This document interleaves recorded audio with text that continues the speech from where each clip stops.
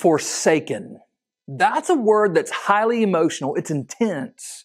It means to renounce or to turn away from entirely. That's one of the words that Jesus used on the cross. In Matthew 27, as he hung there on the cross, suspended between heaven and earth, he cried out, my God, why have you forsaken me? You see, in that moment, God the Father forsook Jesus. He turned completely from his Son. But why? Well, the answer is because at that moment, the sins of the world were placed on Jesus.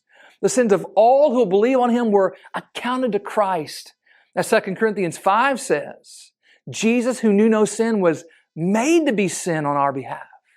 And in that moment, Jesus bore the consequences of our sin.